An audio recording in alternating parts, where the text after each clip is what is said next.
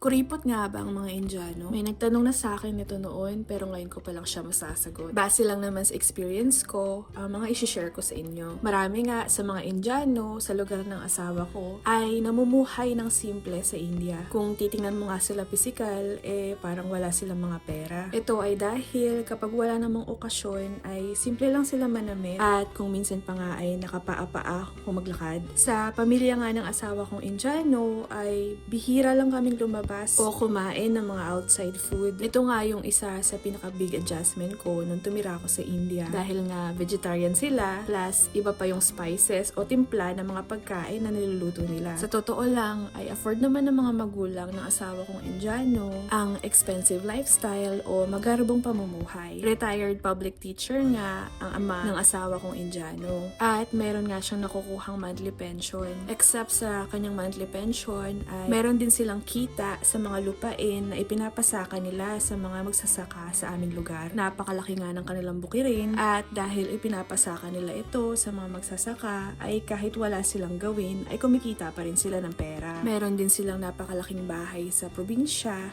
at isang simpleng bahay sa syudad. So, bakit nga ba nila napiling mamuhay ng simple o paya? At bakit ba nagmumukhang mga kuripot ang mga Indiano? Nung kakalipat ko nga lang din sa India at nakita ko yung ganitong pamumuhay ay inisip ko din na mga kuripot sila. Pero may deeper meaning pa pala yung paghihigpit nila sa paglabas ng pera. Hindi naman lahat ng Indiano ay ganito. Meron pa rin naman yung mga Indiano na marunong mag-enjoy. Pero karamihan nga ng mga Indiano na nakasalamuha ko sa lugar ng asawa ko ay ganoon ang pamumuhay. Mahigpit nga sila sa pera dahil pinaghahandaan nila ang future. Madalas kasi ang mga magulang sa India ay sagot nila lahat ng kailanganin ng kanilang mga anak sa future. Kasama na dyan yung pag-aaral, pag-a-abroad, pagpapakasal, pagnenegosyo, at sa side ng mga biyanan ko ay pinaghandaan na rin nila ang future ng mga apo nila. Kahit nga mga manugang nila, masasabi kong mahigpit sila sa paggastos ng pera sa mga bagay na hindi naman importante at kailangan ngayon. Pero all out sila sa mga bagay na may long-term benefits. Kagaya ng edukasyon, pagbili ng mga properties, at pagnenegosyo. Alam nyo bang ang pamilyang dinalaw namin ngayon ay nagmamay-ari ng napakarami at napakalaking lupain dito sa aming lugar at kumikita ng napakalaki buwan-buwan. Kung titingnan mo nga sila ay mukha lang sila mga simple. Pero nung huling uwi namin sa India ay nakapagpatayo sila ng dalawang napakalaking bahay. Medyo nahirapan nga akong mag-adjust nung bagong lipat lang ako sa India dahil nung nasa Singapore pa lang ako ay nasanay ako na may kontrol ako sa paggastos ng pera ko at nabibili ko nga lahat ng gusto ko kahit na wala naman talagang kwenta ang mga ito. Base nga sa experience ko, kahit nga andi dito na kami sa Canada at dalawa naman kaming kumikita ng asawa kong Indiano, ay talagang sobrang higpit niya sa pera. Pero depende pa rin naman talaga iyon sa kung ano ang gusto kong bilhin, sa urgency ng bagay na yun, kung kailangan ko ba talaga siyang bilhin,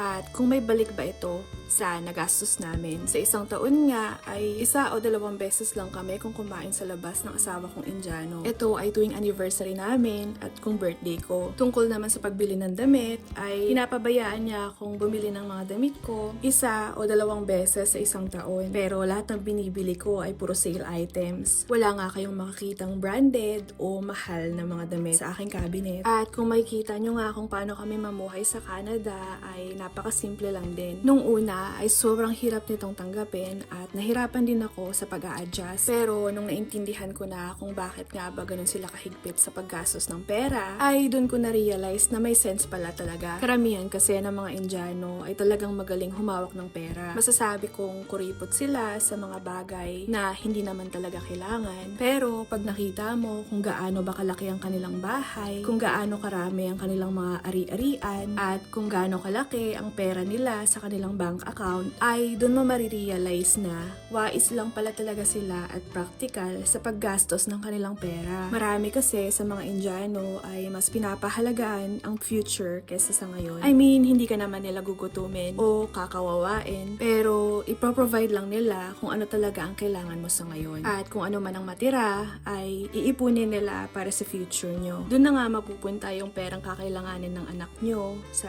pag-aaral, pag-a-abroad, pagnenegosyo, pag-aasawa, at sa kung ano mang emergency ang biglang dumating sa inyo. Madalas ay bibigyan nga nila kayo ng financial stability na kahit mawalan man kayo ng trabaho ay mabubuhay at magsusurvive kayo ng mga ilang taon. Kayo ba, in case na mawalan man kayo ng trabaho ngayon o ang asawa nyo, gaano katagal kayo makakapag-survive? Yun na nga yung vlog natin for today. Sana nagustuhan nyo and I hope to see you again next time.